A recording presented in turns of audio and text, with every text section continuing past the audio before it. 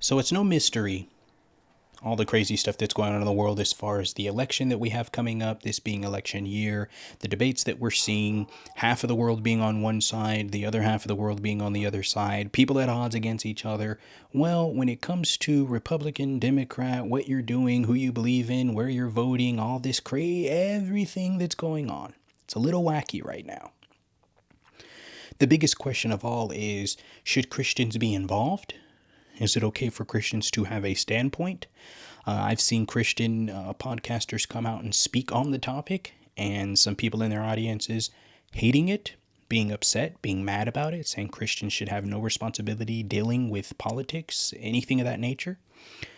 But it's still a question that remains.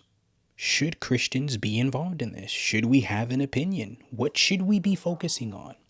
Well, if you don't know this gentleman, Nick Jones, a podcaster here in this same space and on YouTube, and he put out a clip after he experienced the debate, and as a Christian man, had a couple of things to say. So I want us to watch this clip, hear what he had to say, and let's talk about it afterwards. Let's get into this. I just watched the whole debate.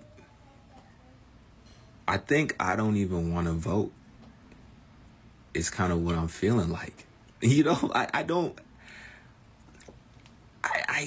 For what? For what? For what? I'm just going to pray. I'm going to read my Bible. I'm going to spend time with Jesus. Because just keep it real. They both suck. And I'm not even like,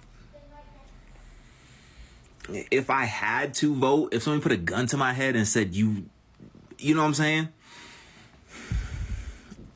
Obviously, I would say Trump.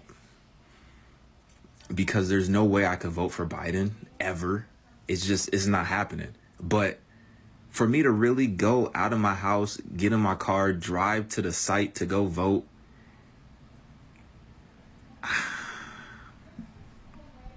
I don't know.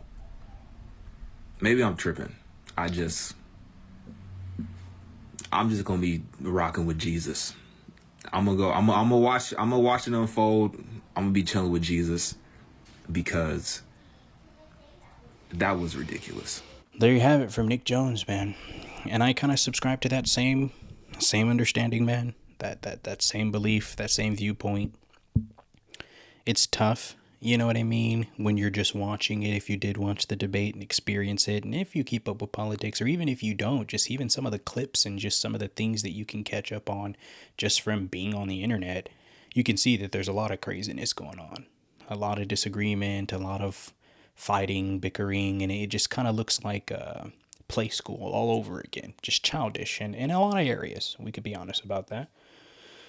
But where do we fall as believers? As the world gets scared because they're fighting between two men who really have no power at all. If this person goes, oh, this is what's going to happen. If this person goes, oh, that's what's going to happen. And we got to stop because everyone's just moving in fear.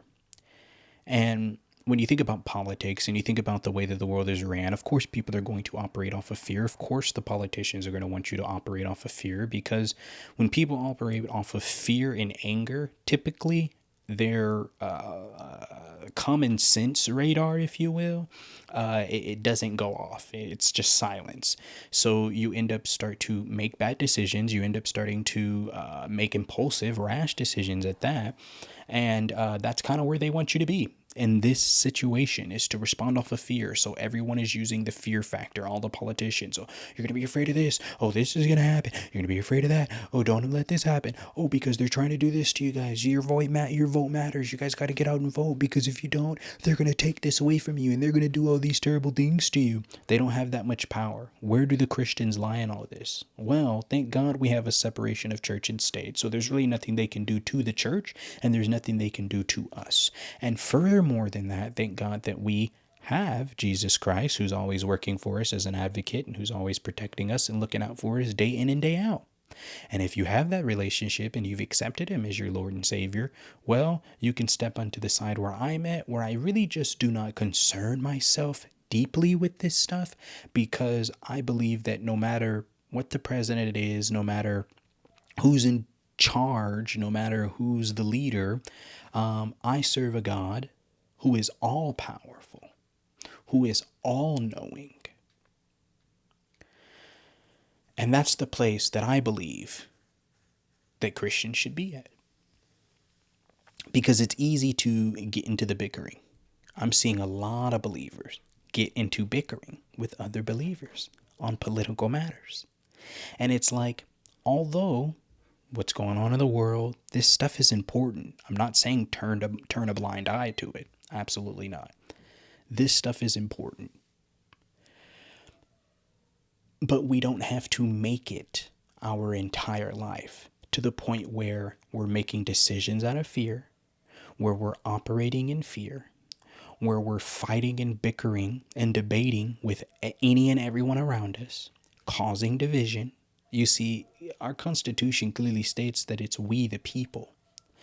But what the politicians will do, and what government does so well, is they do a good job at dividing the people. See, people don't realize it, that it's set up for we the people. But if we the people aren't together, it's not a we. It's just the people. Division, man. The devil works in everything. People think that the devil doesn't work in their life just because they're not Christian. They think that, oh, well, since I don't believe, then none of this stuff happens to me. The devil is sneaky. He's conniving. He's a liar. He hates everything. He hates everyone. He's seeking to devour. He wants to divide. He wants to destroy. He wants to separate. He wants to separate people from their families, separate mothers from their children, separate fathers from their children, fathers from their wives, husbands from their wives, wives from their husbands. He wants division. Everything negative is what he wants. And he'll cause it in any way, shape, or form. So for me, since I serve a solid foundation, God, since I serve an unmovable God, an unshakable God, I don't worry about this stuff. I don't allow it to keep me up at night. I don't allow it to dictate how I'm going to operate every single day in my life, because I'm trusting in God. I'm not trusting in man anyways, no matter who becomes president. Because you'll have people that they want someone to win so bad that when that person loses, and we've seen it all over the news when it happened at the last re-election, there were people who wanted people to win so badly. And when the outcomes don't happen that way, we the people, we get upset, and people will really get mad, like really, really get angry. Same thing goes with sports. I watch people watch sports. If their team loses, they're so angry. And it's like, because you put so much trust in that team to win it all. So when they didn't, you're crushed. People put so much trust in man, and man's going to let you down. Because none of us are perfect. So people put so much trust in man, and when man lets you down, you're so hurt. But put your trust in God, man. I put my trust in God, because he doesn't let me down. And he never hurts me, man. Never. So all this stuff starts to become irrelevant, and you start looking at God and saying, no matter who wins, no matter who's up there, they could put a robot up there. They could put a teddy bear, a stuffed animal. Doesn't matter. Put a frog up there. Jesus Christ is still Lord over my life. I'm going to leave that there for y'all. Something to think about, man. That's all I got for you guys on this one. Appreciate it if you stayed all the way through. To the next one, y'all. I'm out.